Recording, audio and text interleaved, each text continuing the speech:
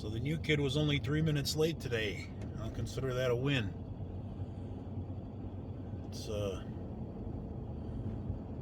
It would be hard for me to be late at all, living in the town.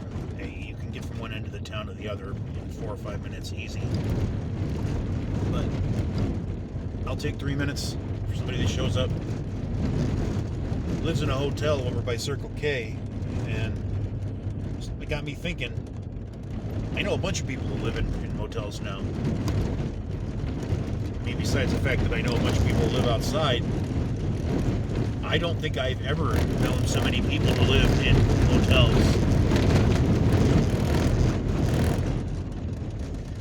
And I'm wondering if that's an economy thing or if that's a Holbrook thing. I mean, Holbrook has more old motels than it has apartment buildings. And half the apartments in Holbrook used to be motels. I mean, for whatever reason, Route 66 was huge 100 years ago. And up until maybe 50 years ago, when it was decommissioned. A lot of gas stations, a lot of motels, a lot of empty space. I was in Gallup recently. I kind of love Gallup. Gallup's like Super Holbrook. It's much bigger, and a lot of the history is still left. It is on the Indian reservation, so you are going to be swarmed with beggars, and that's not pleasant. But it's got, cool curio shops and lots of variety of restaurants, including a Vietnamese place that I really enjoyed, even though there's almost nothing on their menu and it looks like it's half built. Like all this construction shit is in there, and I asked, when did you open? 2023? Alright. Didn't even have the setup for the Vietnamese coffee yet. I'm told it's coming. And what I did get there was really good. Vietnamese is my top favorite food. I hope I can be heard over the washboarding of this road. Jesus fuck.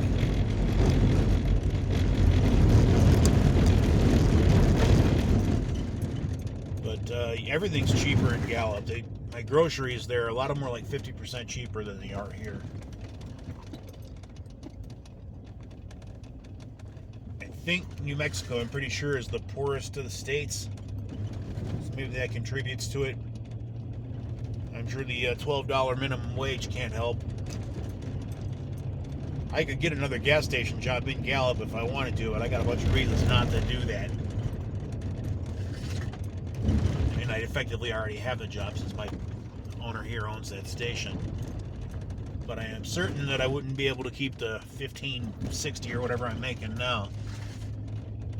And that would eat up a lot of the difference from cheaper groceries and cheaper gas and cheaper everything else.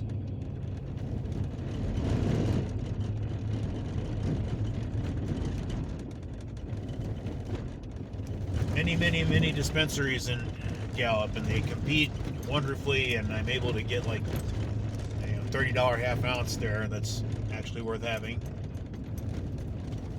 Just don't always want to drive 100 some miles to do it.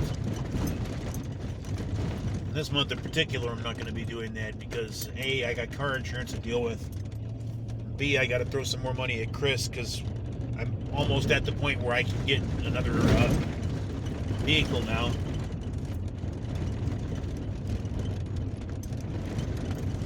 Get an auction vehicle in Phoenix or in Portland where Chris deals. Side hustle besides the restaurant and the bar.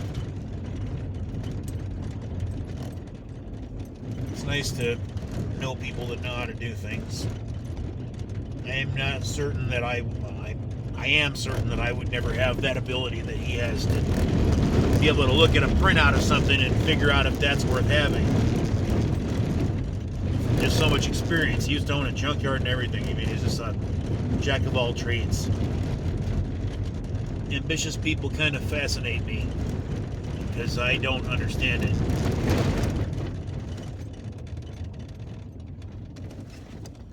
For me, my ambitions top out as how little can I do, period. I don't know if that was ever different. I don't think it really was. But right this second, I feel pretty good. Short of a critical malfunction on this truck before I'm able to get another one. There are a bunch of issues developing that I probably would fix because I love this truck, but I might be better served to take that money and just put it back into the auctions. I can drive around with a for sale sign in the fucking window of whatever I buy, and up here, whatever I get it for, I'll get twice what I got it for locally. That can be a nice little source of income. And maybe I can start doing some of the things that I've needed to do for 5 years and haven't gotten around to doing.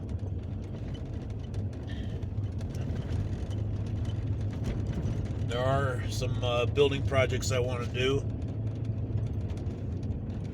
That's one thing that Chicago does have over this, is that everywhere you look at Chicago, there is remnants of buildings that are being renovated and torn out. There's windows everywhere. There's all sorts of different lumber available. I was always able to find something when I had a project. And if not, I could just go to architectural salvage, which we don't have here. There might be one in the valley, but there's just never been enough architecture here to create a business like that. I wish I had some of the stuff I used to have, my farmer's sink and my clawfoot bathtubs and shit that fell away with time. I would use the hell out of a clawfoot bathtub here. I think that would have inspired me to figure out a bathing situation more complicated than pouring water over my head, which is where I've been now. Outside of the occasional shower at a truck stop. I don't feel too bad right now. Really noticeable how my sleep has improved over the last couple of days. It just blows my mind how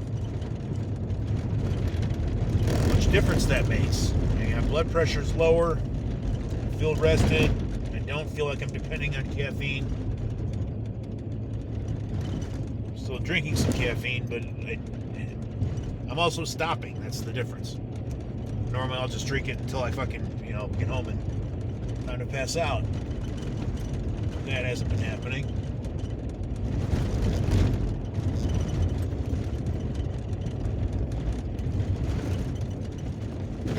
Hopefully these updates interest somebody.